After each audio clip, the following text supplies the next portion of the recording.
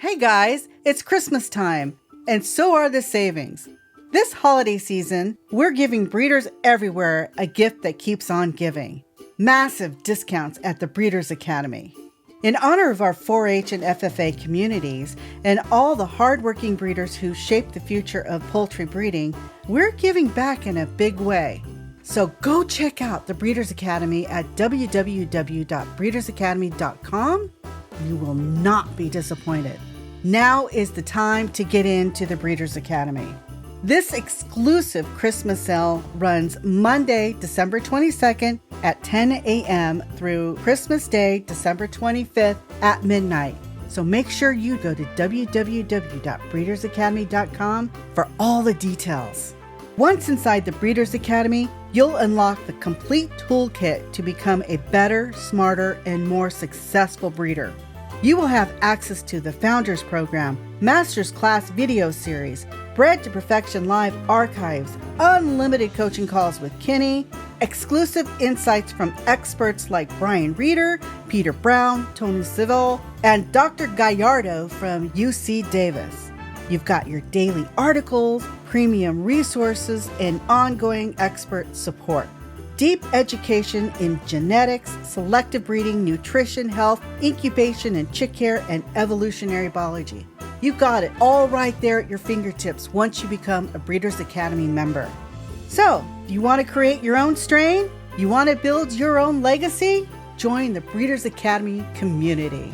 That's www.breedersacademy.com, your home for poultry breeding excellence. Entertaining, informative, and educational. Inspiring content that makes a difference. This is the Maximus Troy Publications Broadcasting Network. Join the Academy.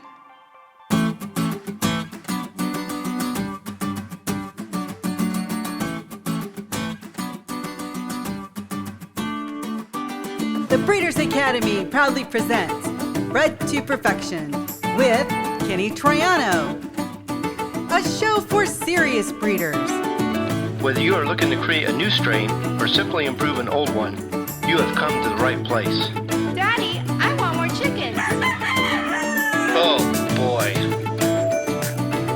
Now, here's your host, Kenny Troiano. Well, hello everyone, and welcome back to another episode of Bred to Perfection.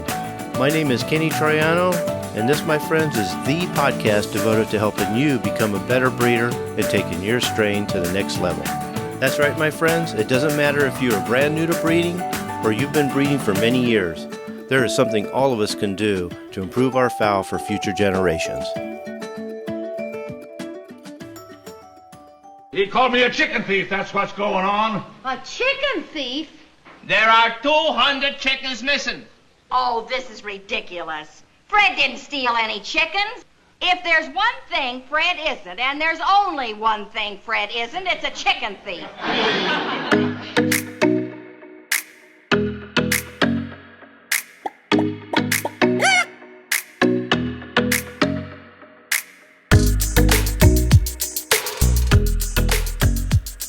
Okay, welcome to another episode of Bred to Perfection. I'm Kenny Troiano, founder of the Breeders Academy. I'm here with my wife, Nancy, and co-host Frank Bradley. Nancy is officially retired. No, I'm not. You set your paperwork in. I will not be retired because I'll be helping Kenny with the Breeders Academy, and I've got some projects lined up, so it's going to be a lot of fun. I know you go through the depression stage and you go through the loss stage and all that other stuff. I've already started that. She'll see her when she was signing the paper. She was teary-eyed. No more running home to get ready. Like right now, right before the show started, I'm skimming through the outline trying to figure out what we're talking about today. So I've got one more week to run home and do the podcast, and then that's it. I'll be home all the time, and I can study up on the outline during Friday day and be ready to go by Friday night. I'm looking forward to that. Me and Kenny was talking back in the green room about you retiring, and I was telling Kenny, I said, she doesn't know work until after she retires. I took 2 years, and it took some getting used to, and then I worked more and harder than I ever did when I was actually working. because everybody thinks because you're retired, they think, oh, if you're retired, you got plenty of time on your hands. So everybody starts asking for favors, and the honeydew jobs get more intent, which Kenny's going to have a lot of those for you that I hear. Oh, yeah. The honeydew jobs. Yeah, a lot of administrative work. But actually, Frank, every time I had vacation, I was working my ass off at home. So I expect to be working just as hard or harder than I do at work. It does. Yeah. I'm not going to have any peace time because I'm married to an Italian. He talks a lot. And I also have a daughter who likes to bend my ear for stories for the books that she writes. What do you think about this? And then she'll spend 2 hours telling me about what the story's all about. So I'm not going to have that downtime of peace being by myself. So that is going to be something I have to get used to. But enough about me. What are we talking about today? Well, let me say this real quick, is I pretty much run this business by myself, except for when I get Nancy to do things here and there. And I'm like, yes, I get some help because this has become a pretty big business. Sometimes it's a lot. I'm not complaining. I love my job, but I get some help. You know what it is? And Nancy knows me too, is any business I've ever created, I've created a number of them. I'm the kind of person that doesn't just want to start a business. I want to bring people in with me because it's funner to do it with someone than just to do it by yourself. I mean, honestly, Frank, that's why you're here. Because I wanted to do it with someone. And I like to do it with people I get along with and enjoy. If it wasn't for that, a lot of times I wouldn't be doing it at all. It's like a lot of the businesses, they didn't exactly fail. It's just I lost interest in them because before I knew it, I was doing it by myself. It always turned out that way. And this business is no different. That's why I look forward to the shows, because I get to talk with Frank. And I enjoy that, actually. But now Nancy's going to be actually home doing it with me. That means a lot to me. I don't know how to explain it, but it does. Really does. Yeah. The registration page is open. Once you join, you're going to have instant access to the Founders Program, Master's Class videos, Members Roundtables, programs and courses, daily articles. There's a page for healthcare, so you're going to get some advice from Peter Brown and Dr. Gallardo. And then we have some really good information from Brian Reeder, which I think you're going to enjoy. And you can sign up for coaching calls. I do enjoy that. We get together with our members, figure out where they are, and figure out what we need to do to move their strain along. But yeah, this is going to be a really good one. Frank, there's a lot of breeders. They're interested in creating a strain, but their birds have a lot of faults. Health, find a lot of defects, multiple faults. And they don't think they can make a strain from that. Yeah. They do the total opposite. They bring birds home without test mating them. And the first thing they do is start the line breeding process. And like you said, they're breeding birds that shouldn't be bred at that time. Now, can you take those birds and make a strain out of them? Yeah, it's very rare that you run onto birds that you can't, but they do exist. Usually, 9 times out of 10, you're not going to have a problem creating a really nice strain out of just about any cock and hen, as you always preach, Kenny. Yeah, they don't have to have perfect birds, Nancy. What do you think about that? Of course they don't, because there is no perfect bird. Remember, as you tell me all the time, there is no perfect bird. But my question to you is, in the Founders Program, is there steps? Because the Founders Program is made up of steps that you do, and you follow in a line of succession of each year of what you're breeding. Is there steps inside the Founders Program to help you clean up the gene pool? The Founders Program, it's made up of 3 major phases, and those phases are divided into stages. Those stages represent different types of breeding methods. Now, as far as the selection process, cleaning up the gene pool, let's understand the selection process, but it's also understanding what to look for. And that's what we're going to talk about now, is starting with the best birds possible. So you want to make sure that you understand what makes up the breed and what makes up the right birds to use for a proper breeding program. Frank, starting with health and watching out for defects is one of them. Yeah. I always try to push that main one. Always before we would associate health with the defects. But really, Kenny, health is the number one. Poor health is the ultimate defect in our fowl. And can you get out of that? Yeah. But if you can start with healthy birds, you're that much better off. The better birds you start with to make your own strain, the better it's going to be. And I'm going to just say it like it is. The quicker you're going to get there to where you need to be. Yeah, we say it all the time. Health is number one, health and vigor. And then you go into the different characteristics and traits.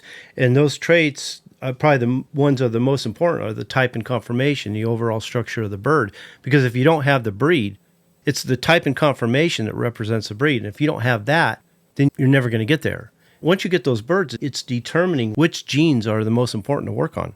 You're 100% right. I always tell everybody breeding game fowl is like this. A lot that we have to do with thoroughbreds.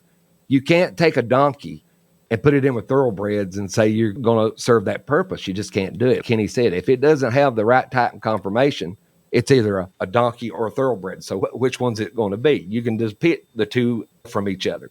So it's the same way in game fowl. You see some birds out there that don't look like American games. Yeah. So I always tell people, get to know your breed, understand the true form and function of that breed, and then understanding every breed has a certain purpose for which they were bred, why they were created. Get to understand that because their form and structure represents that purpose for whatever it is. When you go to understand how that bird is formed, why that bird exists, you start looking at the performance and production ability, the health and vigor, the type and conformation, color of plumage and feather type, temperament, behaviors, and breed characteristics. Once you understand that, then you can pretty much go on anybody's yard and see if they have the fowl that you're looking for, the fowl that you need, what represents you. Because if you don't understand that, Frank, you go on their yard, you don't have that a clear idea what makes up that bird. It's amazing what some people take off those yards and pay really good money for, and they don't realize they're starting so far behind the 8 ball that they just won't get there with the birds they're trying to start with. I've actually seen those nightmares. I've seen people go pay $3,000 for birds that I would actually culled. Yeah, exactly. I have a question for you guys. Sure. So out of that category that you just mentioned, the performance, production ability, health, vigor, type of conformation, color, plumage, temperament, behaviors, breeding characteristics, what is the most important to know? It's almost It's the whole in the package. Yeah, it is a total package, actually. It's almost in the order that I put them on that list. Now, I don't know why I did it, but performance and production ability, that should not be at the top. And that's one that even if they're lacking a little, as long as they're showing some signs of performance ability and production ability, you can improve it over time by breeding to the highest intensity, depending on what you're looking for, because it's a polygenic trait. Matter of fact, most of these are polygenic traits. But it's almost in the order that we have them here. Like I said, health and vigor and type and conformation. You don't have those like health. If they're not healthy, you're not going to create a strain from that because how are you going to build a strain on something that's always sick, always lacking? Because they're just not going to produce really good offspring. Because if you got health and vigor, Frank, you've got not only that, but you got prepotency and mitochondrial DNA riding along with you. That kind of takes care of itself. And you're right, Kenny, because the thing about it is we're breeding your birds. We're intensifying the traits. Yeah. We're trying to make those traits more intensified. If you've got sickness in the mix of the gene pools, you're also strengthening that trait as far as that defect, that sickness. It's just like any other trait. You breed in close, you're going to get more and more sick chickens. So you've got to take those chickens and cull ruthlessly. If that chicken shows any signs of illness, even though if it does recover, either cull it or mark it to where it's never a breeder. That's my rule. If you're sick, even if you make it through it and over it, which a lot of times I just cull them, but if they make it over it, they're never a breeder, culled or not. Yeah. And to answer Nancy's question too, is the type and conformation shows you the breed. If they don't have that, they don't have the breed. And then you have the breed characteristics too. Did I just say what you were going to say, Nancy? Yes. Damn you. No. Okay. So this is what I have to say. Of course, you're going to look at the bird and you're going to see whether or not it's healthy or not. You're going to be able to see that for the most part. Sometimes not right away because people are pumping medications and all that and hiding that kind of stuff. You won't know until you get them home and stress them. Or as the year goes on, you start seeing that they're coming down with things. Or you get them home right away and they seem to be okay because they're pumped up with medication so much that you don't notice it until they have offspring. We talk about it all the time. The offspring never lie. They tell you exactly what you need to know about the parents. It's not just the genetics of the bird, it's the health and vigor of the bird too. Because if those offspring are crap, it tells you a lot about the parents right there. Yeah, but when you're going to go buy your Adam and Eve, it's a crapshoot because It is. You're right. You're not going to know if they have inoculated those birds. But my thought is conformation of body and type and breed characteristics of that bird, meaning of that breed, whether it be American Games or Rhode Island Red, You need to know the conformation type and the characteristics, because if you don't know that they should have, say, a flat back, short back, long back, you're just going and picking a bird that you think is okay, you're flying ignorant. That's why I say you need to educate yourself so that when you go on their farms, you're ready to go. So you can determine the difference between a good bird and a bad bird. Absolutely. Going back to the sickness, what you was talking about too, Kenny, a lot of times what happens is you break your biosecurity, you bring strange birds home, and you've already got birds. A lot of times you'll see your birds break down and start getting sick over time, and you're wondering what the heck's going on here. And the only bird that's not getting sick was the one that you brought in, because it's already been over that hump. Yeah. And now it's just a carrier, and it's just shedding that bacteria everywhere, infecting the birds that's never been exposed to that particular disease. And it can go through them really fast if they've never been exposed to it. Yeah, that's why I say quarantine them. Use the 30-30-30 rule. Yeah. That's a must. That's a have to. Those who may not know that 30-30 meaning, You quarantine them for 30 days to see if they show any symptoms. If they're not symptomatic for anything, put a sacrificial bird with them for another 30 days. The other 30 is like 30 yards at least away from the other birds. There you go. I usually say 30 feet, 30 yards. All I'm trying to say is as far away from your other birds as possible. And I probably should add something to that too, is feed them last. Don't ever That's feed what I them was gonna first. say. Yeah. So once you get the birds and you determine whether they have what it takes to represent their breed and actually create a family from, then you have to decide whether they have defects. This is what this show is about, is how to fix those defects. Now, inside the Breeders' Academy, we have a course on defects and disqualifications and how to eliminate them and fix them. It takes you step by step on what to do. If you look at the list of defects in that course, and most of them do have illustrations to show you exactly what they are, at this time, the last I count, there was like 88 separate defects. We're only going to highlight a few of them here, because I was asking Frank when I was creating the outline, what kind of defects do you hear from people the most? We can try to address those the best we can, because some are different. Some are what we call monogenic defects, meaning you either select it or you cull away from it, or they're polygenic, where you're breeding to the highest or lowest intensity to hopefully over time diminish it and get rid of it. So they're handled differently. Let me just list off a handful of them here. Squirrel tail is a big one. That'd be a polygenic trait. If you have birds with squirrel tail, I'm not going to tell you to go kill all your birds, because we can work through that and improve them. Split tail, not as common, but I do see it from time to time. Crooked kill, breastbone, that's probably more common. That would be a polygenic trait. Duck toes would be a monogenic trait. Sunken eyes, that can be related to a number of things like health, could be genetic. Frank calls it a multitasker. I like that term. Irregular pupil can be something like Merrick's, could be genetic, could be disease. Split wings, not something we see a lot, but we do see from time to time. That's one that catches it with people, because they don't realize why that wing is holding out to the side. They don't realize that it's a lot of times missing its axial feather, creates a split wing, and it's a serious defect. So those would be the biggest ones, Frank. Yeah, and that's the biggest part, knowing what they are and seeing them in real life, or even seeing them within the website, the pictures of them. Those are the ones to where when you get those and you know what they are, you know what they look like, you walk on a farm, you don't really have to look, because they just jump out at you when you see them. You're not having to look for them. A lot of times, some of the farms I've been on, I wish to God I could have put blinders on and not known what they was for the time, where I could have enjoyed myself. Because when somebody asks you a question, okay, what do you think about my bird? I know you don't want to lie to them. You don't want to lie to them, but you want to tell them the truth. But a lot of times it can, how should I say this, a dampener on their day. Yeah, it's funny you say that. I just had a coaching call with one of my members.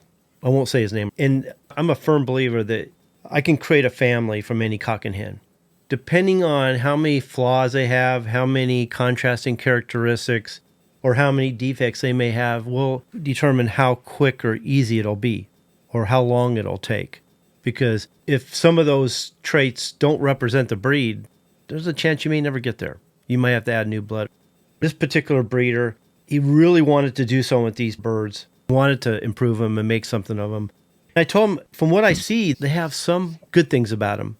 But overall, I just felt like it was going to take a long time.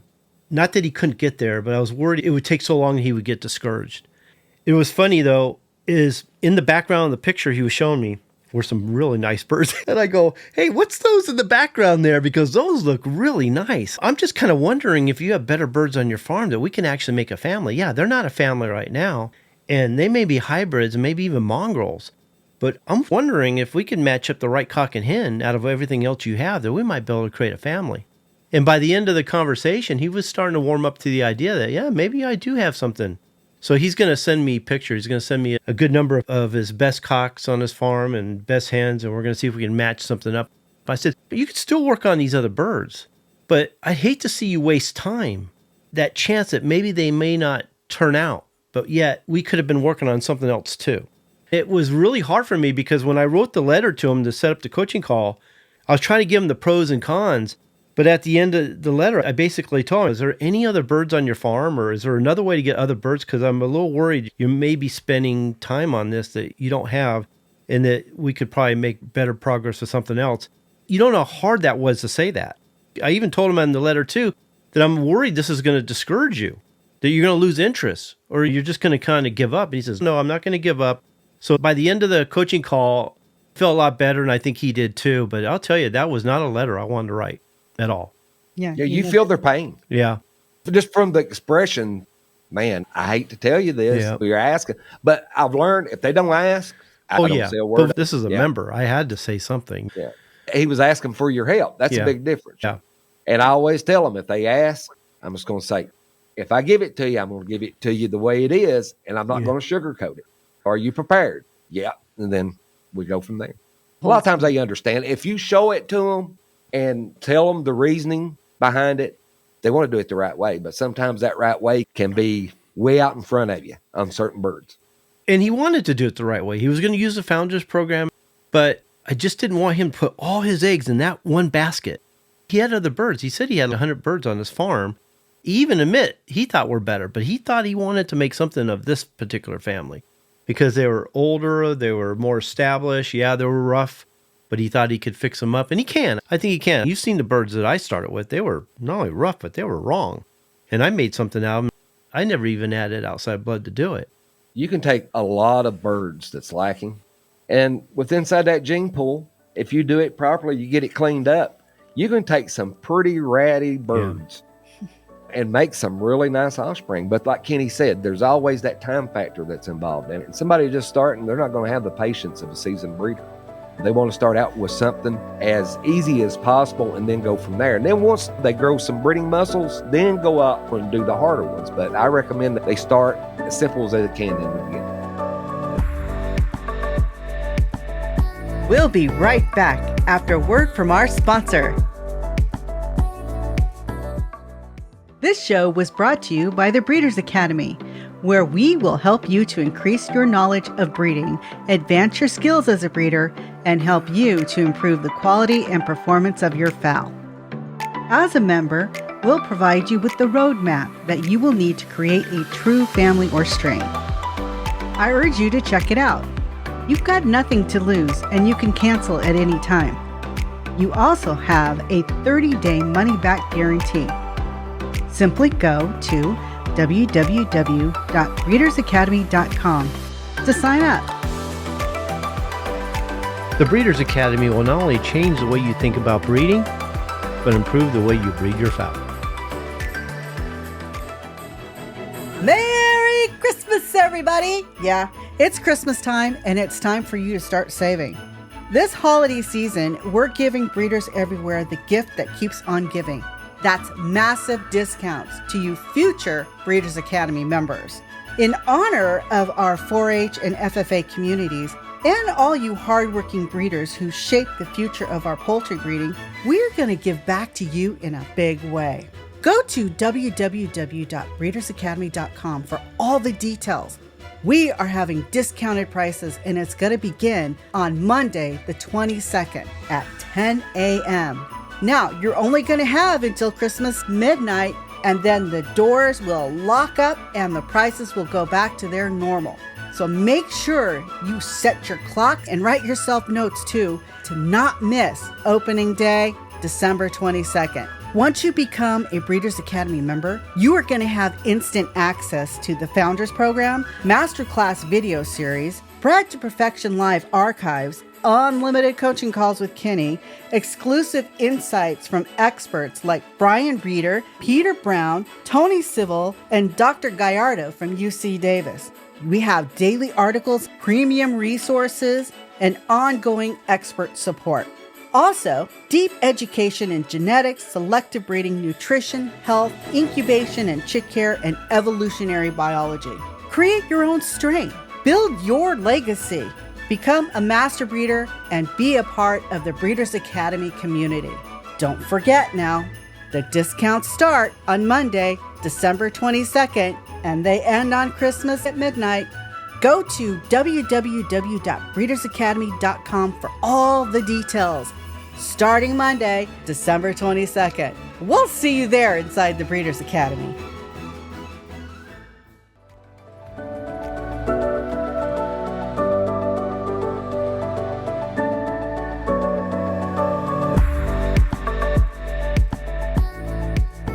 Before you move on, Kenny, you mentioned the defects here and faults. What do you think about some people believe that crooked kill is associated with nutrition and it's only nutrition and that's why it's happening? That's a good question. That's one of those things can be a number of things. But F.B. Hutt said plainly in his book that whenever you see faults like that, the environment does cause it to be expressed, but it's the genetics that allows it to happen. And a good example of that is, Frank, you've seen one of my pens, one of my 10 by 10 pens out there over along the fence, or actually a few of them. And you've seen the roost. It's 2x4s that are nailed and then they lean. Those birds basically rest on the sharp end of that 2x4, just because I never got around to fixing it. And I don't get crooked breastbone, because what they say is whenever you have a crooked breastbone, that's because of the roost. They either roosted too early or they roosted on something sharp. My experience and what I've learned and what I know is that it's the genetics that allows it to happen. So if they have poor genetics, and what we do know, that a lot of times when we see crooked breastbone, it's associated with poor bone density. Now, it expresses itself for us in the breastbone, but in truth, it goes throughout the whole body. So the more crooked or dented that breastbone is, more poor bone density they have. Now, that could be environmental, it could be nutrition, it could be genetic, because genetics is always a factor or always a possibility. I feel that it is, that I'm going to treat everything like that, genetics. I'm going to handle it accordingly. So I've got to breed, and this goes to the heart of the show, is I'm going to breed towards the birds that have either no crooked breastbone, or I'm going to breed the ones that have the least of it. And in time, I'm going to get that to go away. And in the meantime, I'm going to improve the poor bone density in the birds.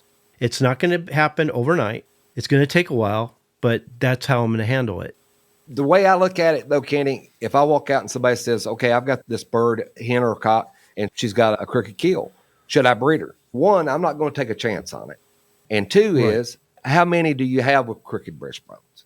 They say you've got 5 brothers and 5 sisters. One sister's got it, one brother's got it. If it's nutrition, why didn't the other ones have the same thing? Why wasn't it allowed on them? So I'm not going to chance it. Even if I knew 100% that it was nutrition, I'm still not going to chance it, because it could not be only nutrition. So if it's in nutrition, you're going to see it in more birds, just not 1 or 2 birds. You're going to see it in a bunch of. If I see crooked breastbone in all my birds, then I've got to select the one that has it the least, and that's the ones I breed to. Yeah. And a lot of traits are like that. Whenever they're polygenic, that's how I'm going to handle those kind of traits. Squirrel tail's the same way. I would handle squirrel tail the exact same way I would handle the crooked breastbone. I see a lot of people say they destroy a whole family when they find out how bad squirrel tail is. Don't understand that they can actually improve that over time by selecting the birds that have the best tail. And here's another thing we talk about too, is a lot of people, and I hear this all the time, I saw it the other day, is someone will say, how do I fix the squirrel tail?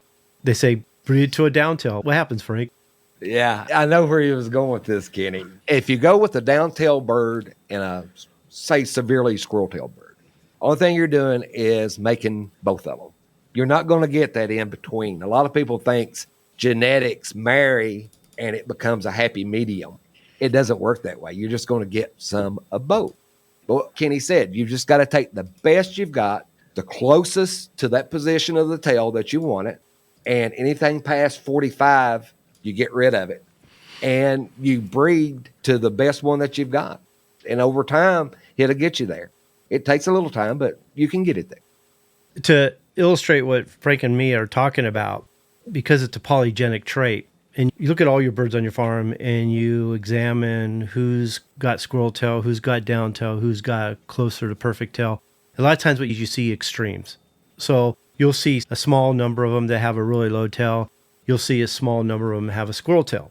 And the idea is to get to the perfect tail, the tail at the right angle. So you don't breed to both of them because you're just going to get offspring with both.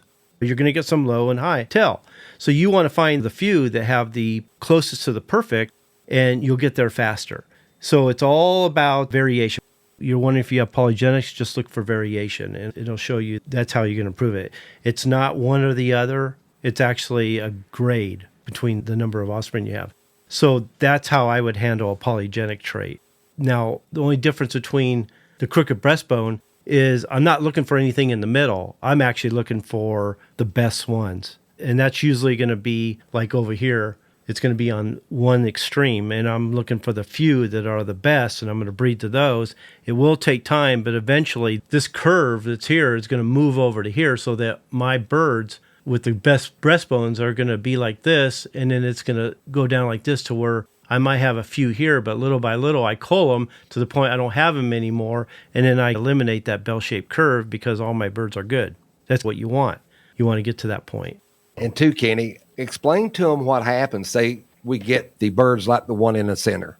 Explain to them what happens once you get the tail, say, perfect angle where you want it. What happens if we haphazardly just don't start selecting birds and the way we got them there, and we just get happy with the way they are and just breeding them? What happens then? What happens to that tail? If you don't select them as you're breeding them, is that what you're saying? Yeah, what can happen to that tail if you're not really focused in on the bird's conformation as far as the type of that tail and the angle it's supposed to be? If I'm on track, it's either going to drop or go back the other way again. Breeding is a balancing act. Just because you got them there now, those genes are still in there, and they're going to want to express at times. So you always have to selectively breed them. You can never just relax because it's going to start expressing the traits that aren't good, and before you know it, you're off track, and then you've got that variation again. So you literally need to breed to the handful that are the best. And a lot of people think that they can breed to all of them. That whatever the birds produce, they're all going to be bred. And we don't want to ever do that. No matter how good or bad they are, we're always going to breed to what we call the standouts. So if I'm hatching a bunch of chicks, or I'm trying to produce a bunch of offspring from a particular family, then what I'm going to do is I'm going to knowingly select in the top 10%, the top 10% rule, and planning on getting rid of the rest. So I'm going to start culling them right away. I'm going to start getting rid of the questionable birds, and I'm going to weed them down till I get to the top percent of the best ones. And then whatever's left that are highly flawed, I could sell those, get rid of those, whatever. They'll be decent starter birds for other people as long as they represent their breed. Once I get them down to the top 10%, then what I'm going to do is I'm going to raise those up, get them to good size, maturity, and from there, I'm going to select the standouts. So from there, I'm going to select the best cock and hen from that, and that's what I'm going to breed to move the strain forward. Those two birds, those standouts, whatever number that may be, is the ones going to move your strain to the next level, not the entirety of all the offspring that they produce that year.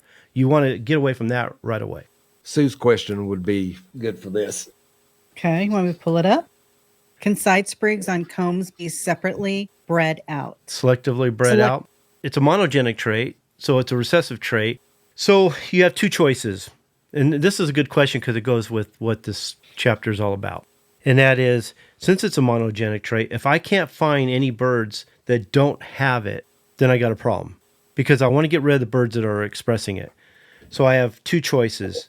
If I can find one that doesn't have it, then it's okay to breed to one that does, as long as I'm willing to cull hard from the offspring that they produce. So out of all the offspring they produce, I have to really look them over, and side sprigs like this, sometimes you got to grow them out for a while and see it. Once I get them to a point where they should be expressing it, then I'm going to select the ones that aren't expressing it, never breeding the offspring to the parent that did have it, only to the parent that didn't have it. If all my birds are showing sprigs of some type, some are going to be more than others, it doesn't matter, is I may have to bring in outside blood. And I hate to say that, but I may have to create a subline and start working on that trait. Yep. Kenny said, though, in that instance, you actually have to have one of what you're wanting. And then from there, it's a pretty simple process, but you got to have that individual to make that work. And that's the difference between how you improve a monogenic trait compared to a polygenic trait. If it's a monogenic trait, then I have to select it out. I have to try to get rid of all the birds expressing that particular defect or trait, because it's just going to make things worse. If I don't have it and they all have that trait, then I'm going to have to bring in blood. If I only have one that's not expressing it, but I do have others, then I'm going to have to breed it to the best bird I can from that, and then I'll have to improve them through the offspring over time. And knowing that from the offspring, I'm probably going to have to do a lot of culling, and you got to be willing to do it. On the other side of the coin would be the polygenics, where I'm just breeding to the highest intensity or the birds that are closest to being perfect. And then I get there over time. Just know that it is a recessive trait, and it may be what Sue's concerned with the most, is the fact that it produces it at all. In this case, you just got to keep weeding those out, never breeding to them, to the point where it's hidden. It'll always be there. So let's say someone buys a bird from you, Sue, that obviously doesn't have it. You wouldn't sell it if it did, but let's say it doesn't have it, but then they breed it, and they breed it to one of their birds, and all of a sudden they call up, "Hey, Sue, I've got side sprigs. What do you think about that?" It's hidden in there, and it will be expressed when it's bred to another bird carrying the same trait. They're going to have to do the same thing that you did. They're just going to have to stop breeding to that trait, get rid of all those birds, and then breed to the ones that don't, and know that it's always in there. Remember back the first time that after you got your birds cleaned up, I took 2 strains of my birds that I had created, and I said, I'm going to take these 2 families, and I'm going to make a family from them. So I put them together, and I was telling Kenny about this. Both sides was already cleaned up. That was the most beautiful litter of chicks. And my hardest problem was I had 10 roosters and about 8 hens. And my problem was, I was telling Kenny, I had such a hard time picking the ones I wanted to go forward with because they were that good. But you take birds that's not cleaned up and do that, it's just like a roller coaster ride. You're going to get bad, good, ugly, defective. That's the reason we say that cleaning that gene pool up is so important in creating a family. In the part of the Founders Program, which we call the cleanup process, that's where you see the most progress, because you're going to see a lot of changes in that time that you're not going to see in the foundation stage, where everything happens so subtly, because you are cleaning them up and you're seeing big changes. There's a lot of genetic diversity. There's a lot of different birds that made up that particular bird that you're starting a family from. So we're going to see a lot. All the faults that bird is carrying, if we matched up the birds properly in the cleanup process, we're going to see big changes. We're going to see big changes in type, conformation. They're not going to be as sick. A lot of the defects are going to start disappearing. They're really going to take shape in that cleanup process. We call it the transformation stage. Once you get into the foundation stage, you pretty much got them uniform. They're coming consistent. They're getting to the point where they're more predictable. You're starting to see repeatability. All the changes you make from that moment on is all subtle. You're basically there or close to being there as far as being a true family when you're seeing those kind of results. Now, what I was going to say here about these defects is, like recessive traits, they tend to hide within the gene pool, and you got to get them to the point where they're not expressed anymore, but they're hidden. They're always going to be there. Most of these defects on this list, I've seen in my birds, but I haven't seen them in years. So I've done a good job of getting the family to a point when they're not expressing them anymore. Anytime I breed my birds to another bird that carries any of those defects, I'm going to see it every time. I just am. It's something I got to warn people when I sold them or when I give them away even to my members. It's one of the things I warn them. Be careful who you breed them to if you're going to do a cross, because these are the kind of things that can show up. We call them the common defects. Anybody who has a family, whoever's a breeder, which defects pop up more than others or more often? Those are your common defects. So if I was going to buy birds from somebody, one of the first things I'd ask them, first of all, what vaccinations are you using? What medications are you using? What kind of diseases you see the most? And what defects? What are your common defects?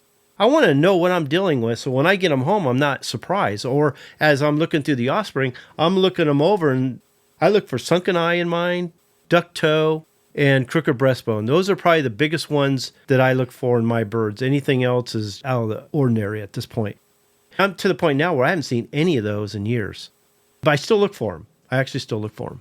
You and I have bred them so long to a certain set of characteristics as far as the genetic makeup, Kenny. We've took all the bad defects and everything, and we put them in the dark.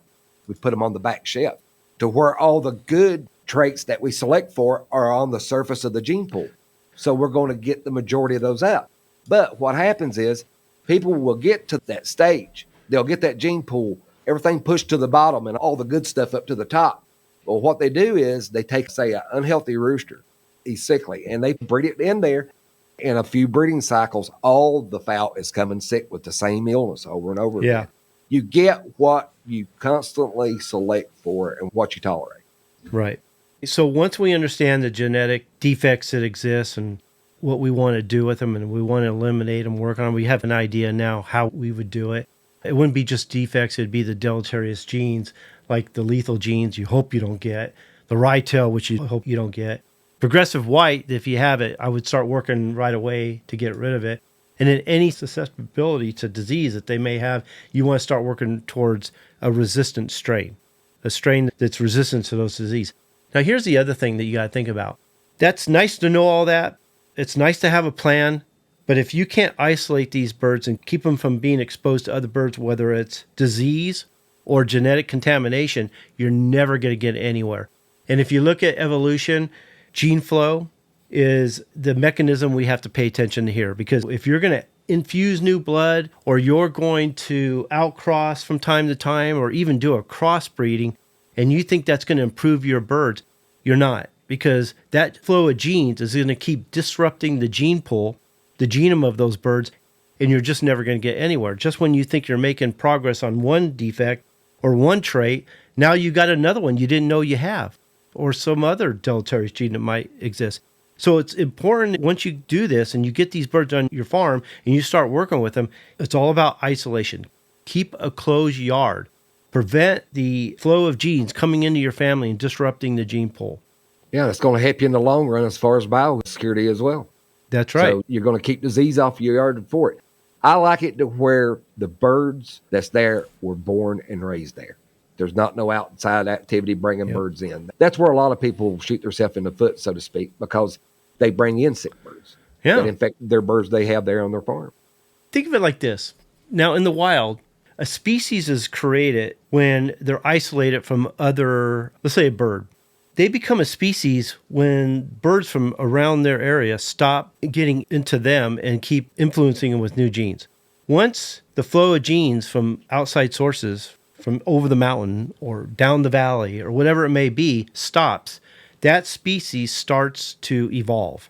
Evolution kicks in. The colors that can survive, the birds that are healthy start surviving. They start becoming more repeatable. They become more uniform, more consistent, more predictable. Before you know it, they become a species all on their own, something that didn't even exist before. We do the same thing with our birds. That if I bought like a family from Frank and I brought them to my yard, if I can keep them isolated from any contaminations, whether it's health or genetic contamination disrupting the gene pool, and I can start from there developing the family. Now, epigenetics is going to cause different genes to be expressed that weren't expressed before due to histone modifications and DNA methylation that work like knobs and switches. So I'm going to have traits that are showing up that weren't shown before, and maybe some of them will turn off that Frank was getting. Or I'm going to start seeing a different intensity in some of them due to DNA methylation. Once I start seeing what's starting to show up, and I start culling all the defects that are being expressed, I can start getting to a point where I'm breeding the best birds. I start reaching uniformity and more predictability, and my birds are going to be completely different than Frank's. But yet, if I know what I'm doing, I'm knowing what to look for, what represents their breed, then I can develop a family from that. Yeah, they're going to be different from Frank's, but they're going to be, for me, a good American game that represent their breed, and they're going to be mine. If I take birds from Frank and I bring them over to my farm and I try to do what Frank did, I'm not going to know what he selected for. I'm going to see genes he didn't see before. I'm going to lose some of the intensity. If I'm going to try to do what Frank did, I'm probably going to fail. I've got to let them show me what they got, and I got to select from there, and then I create a family from that.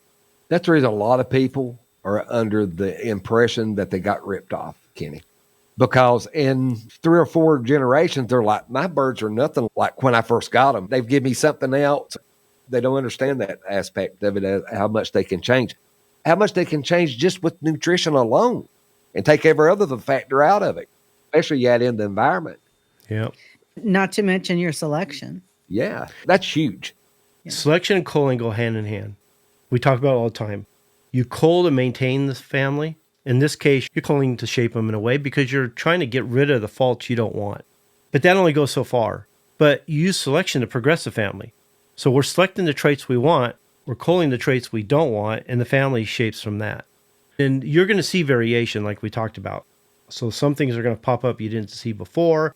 That's how I created the Maximus line. When I first got them, they had a lot of faults. And I just looked for the traits that were beneficial, and I never added outside blood, ever. So this is a term I want you guys to remember. Variation makes selection possible, and selection makes improvement possible. So culling and selection go hand in hand. You can't create a family unless you understand what to select.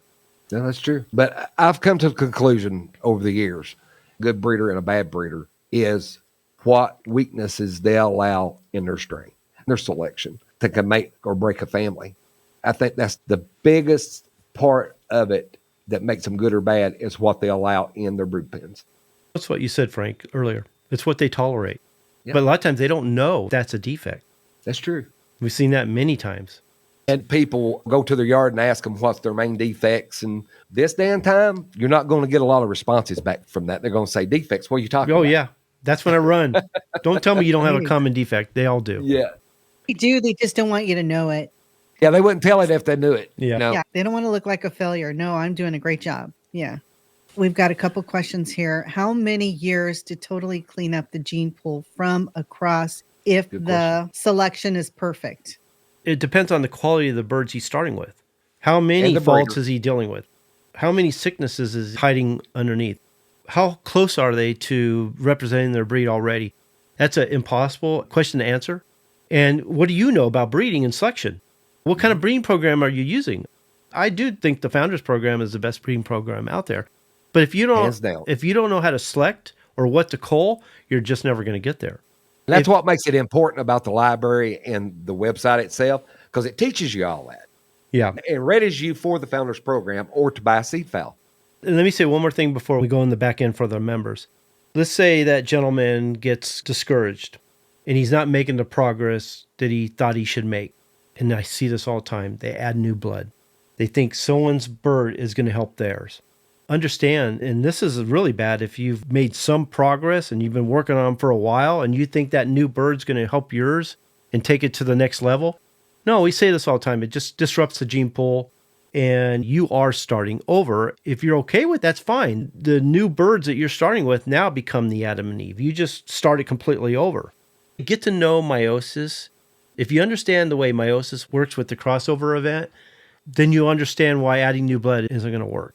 I'll just say that, Frank, it's funny I say that get to know meiosis, but most people would just dive into meiosis. They wouldn't know how to interpret what that's telling them. That's the only thing. That's why the Breeders' Academy is so good, because we do a good job of interpreting what meiosis is and what it does and why it's important and the function of it and why it's important not to add new blood and why meiosis proves that point. Okay, let me pull this up real quick and then we'll go out. If you look at meiosis, the first part of meiosis is mitosis, basically, when they're reproducing the chromosomes.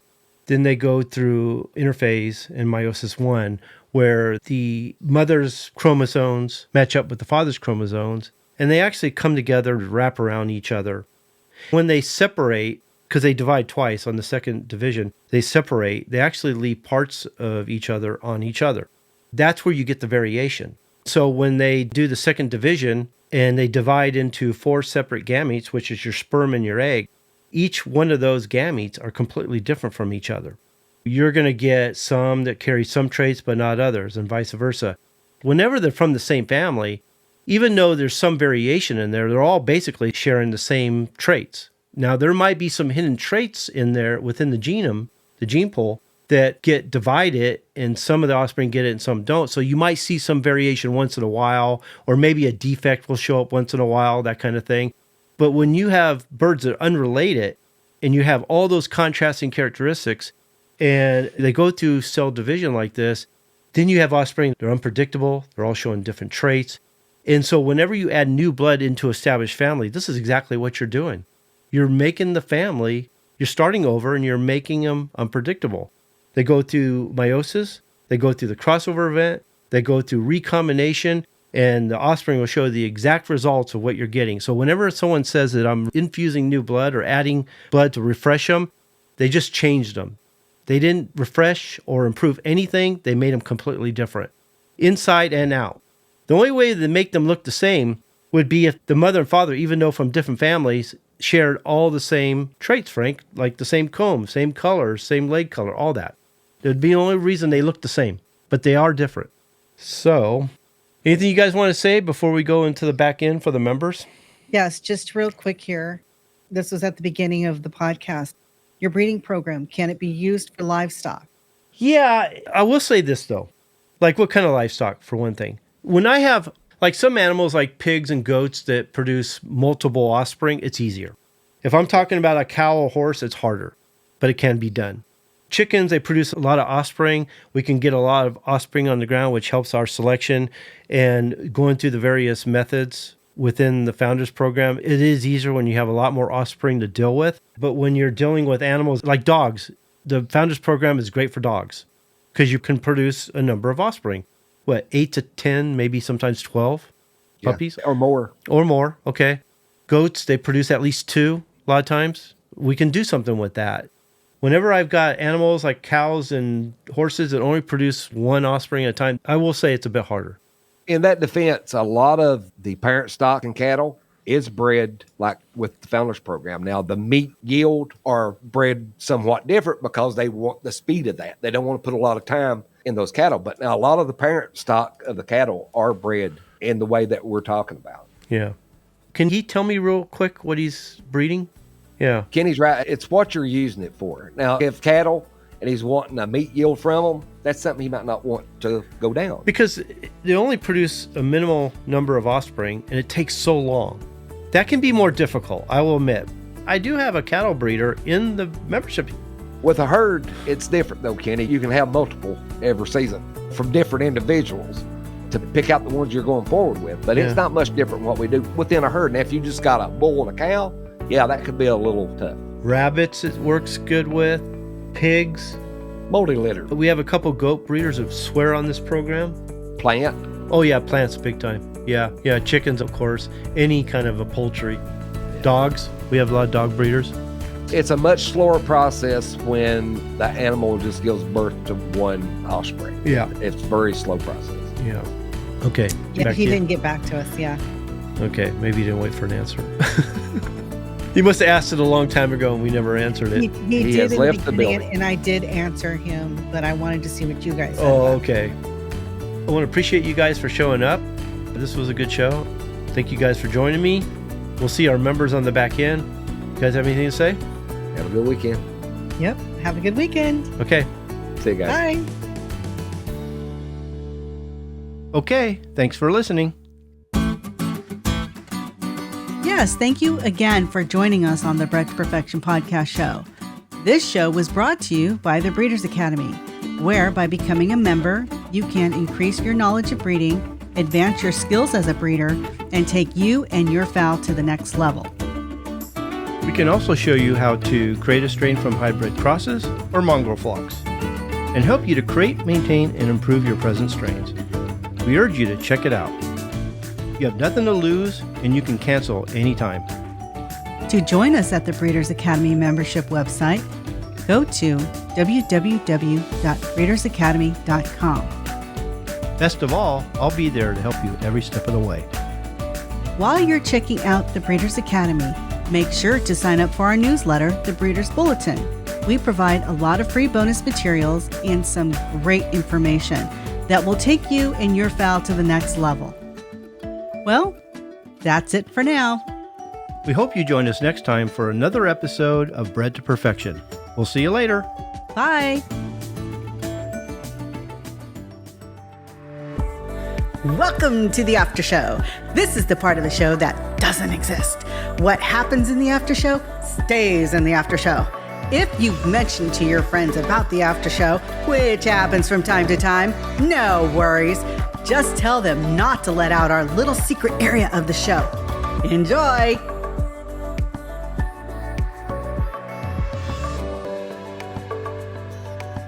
One outcross can introduce genetic defects, genetic disorders, recessives, lethals, all kinds of stuff.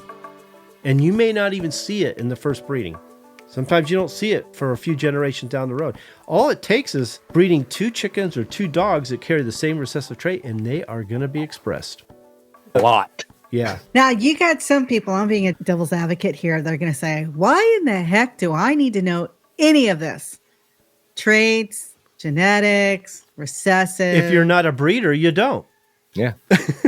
But if you're a breeder, you want to it's a know must. this stuff. Yeah. You need to know this stuff. Otherwise, you're just multiplying birds, you're multiplying animals. It doesn't matter. Put it this way. Give a mechanic a car to work on and say, have him do the intake. And you give him a crescent wrench. And say, do the whole job with that crescent wrench. You can't use another tool. That's what a lot of people is doing right now with their birds. They're using a crescent wrench. They're not using all the tools that we have available to make it easier. And they get to the end, they got this box full of parts and they don't know where they go. That's it too. That's a good example, Kenny. They don't have the illustrations to where everything goes and the torque to each bolt to be blueprinted back or anything of that. It makes it harder on that person not having the knowledge and a bigger headache because you're never going to get there. It's caused a lot of people that would have made tremendous breeders to give up and close shop and say, I'm not doing this. If I can't get beyond this point, I'm done. Yeah. But if they'd had the tools, they'd still been doing it and probably been a really great breeder.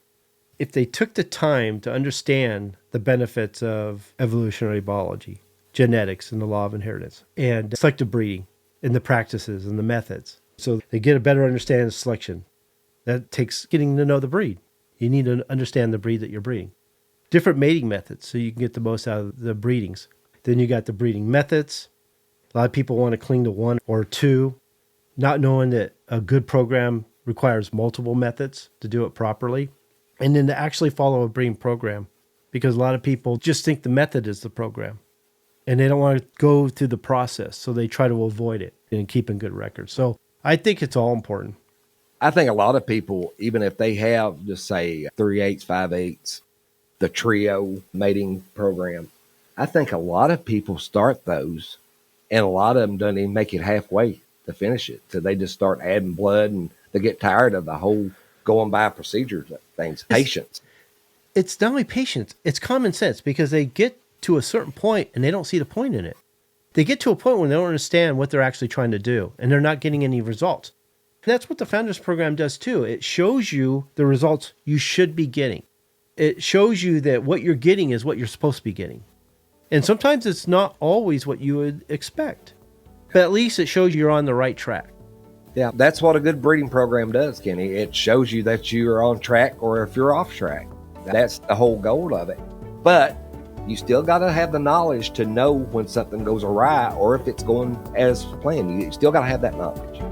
We basically just describe what makes up an ignorant breeder, because they're not willing to do all these things. They're not willing to learn these things and take their education to the next level, which would improve their practices. So we basically covered that. So that would be the ignorant breeder. The next one is a neglectful breeder. So they basically concentrate on a particular trait while they're neglecting other traits. And I see that all the time. They call it tandem selection. They think by putting all their attention into performance or production and not paying attention to, let's say, conformation, type, carriage, and even station, thinking that those are the most important things instead of breeding for the complete package.